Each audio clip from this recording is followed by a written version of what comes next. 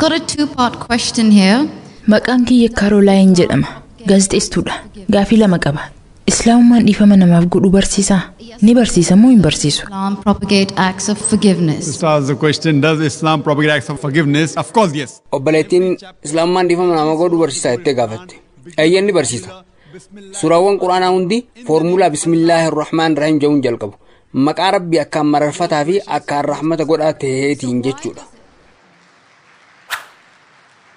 Hayyoo obbolii gaafii kee lammataa gaafadhu. Gaafiin kiyya kan lammataa Islaamummaan ajjeechaa kabajaaf jecha godhamu yookiin honor killing maaliif hayyama? Ajjeechaa kabajaa? Eeyyeen. Ajjeechaa kabajaa wayita jettu maal jechuu barbaaddeeti? Ajjeechaa kabajaa jechuun maqaa Rabbiitiin dhiiga obboleessa keetii haaloo bahuu jechuudha. Tarii gaafiin kiyya sagantaa kanaan wal qabatu dhabuu mala. Garuu gaafii kanaaf deebisaa kennamu beekuu barbaada.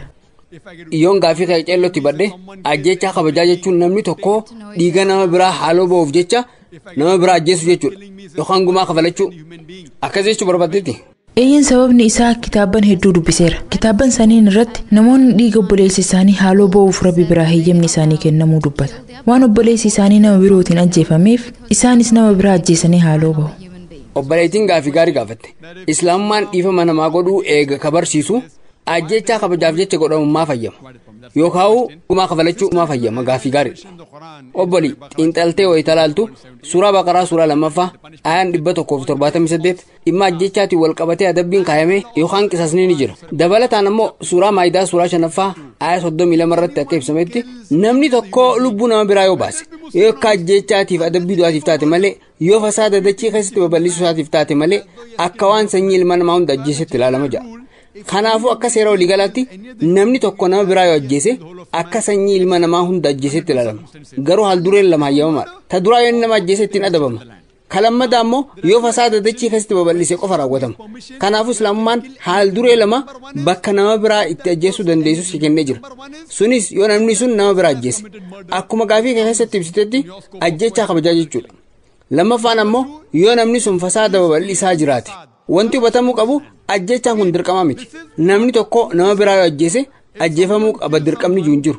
Islaamummaan namoonni namni irraa ajjeefame gumaa dhiiga isaanii fudhatanii yoo dhiifama nama sanii godhan namicha nama ajjeese san bilisa gad lakkisa. Haa ta'u malee yoo maatiin namni irraa ajjeefame du'aan akka adabamu gaafatan ammoo ni ajjeefama.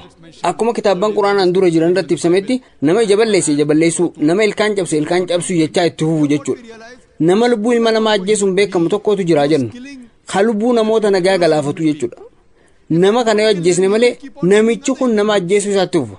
Kanaafuu seerri kun seera Islaamummaa keessa jiru qofa osoo hin taane seera biyyoota hedduu keessatti argamu. Namni tokko yoo nama biraa ajjeese biyyoota hedduu keessatti namichi sun ni ajjeefama yookaan ammoo hidhaa umurii guutuutu itti murama. Islaamummaa keessattis akkasuma. Namichi sun yoo lubbuu namaa baase yoo maatiin namni irraa ajjeefame akka ajjeefamu barbaadan ni ajjeefama.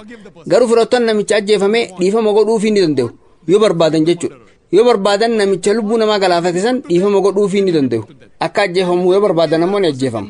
Karaan lammaffaa kan namni tokko ittiin ajjeefamu yoo dachii keessatti fasaada babal'ise. Fakkeenyaaf namni tokko dubartoota yoo gudeedu gudeeddiin dachii keessatti fasaada babal'isuudha. Haala kana keessattis namni sun ajjeefamuu qaba. Sababni isaa yakki isaa sun yakka haalaa namaadha. Yakka guddaa waan ta'eef adabbiin isaan malu du'a qofa. Gaafii kana namoota musliiman ta'in hedduu gaafadheetiin jira.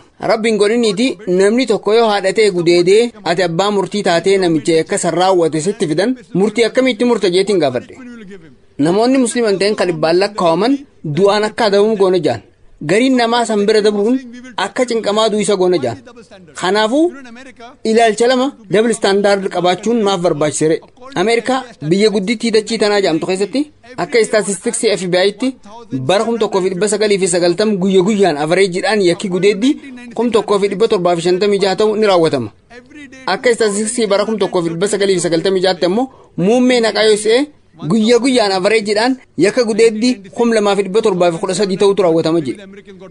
Bara 1990tti 1756 ture.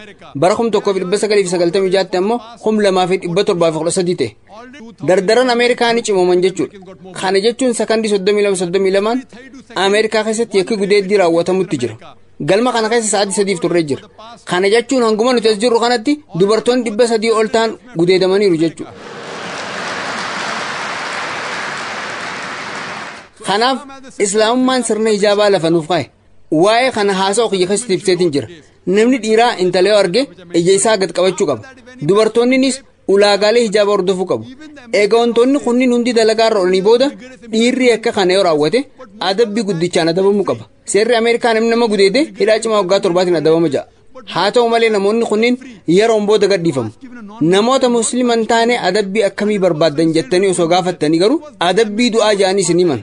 Ameerikaa keessatti namicha abshaala tokkotu ture. Namichi kun obboleessa Zaakir. Namicha kana dura hidhaa cimaa waggaa 5 adaba jedhe. Anilleen deebisee akka istaatistiksii Ameerikaatti namoota akka gudeeddiitiin hidhamanii hidhaa isaanii fixatanii bahan keessaa parsantii 95 kan ta'an eega ba'anii boodas irra deebi'anii gudeedu isaanii hin beektu hin jeen. Kanaafuu haadhaaf obboleettiin ta'e lammada akka gudeedaman yoo barbaaddee mirga keeti. Angaruu hin barbaadu hin jeen. Innis eega dhugaan tana taate yeruma jalqabaa san akka ajjeefamu godha jedhe. Kanaafuu bakka rakkoon akka gudeeddii fi kanneen biroo jiran kanatti islaamummaan adabbii du'aa ni eeyyama.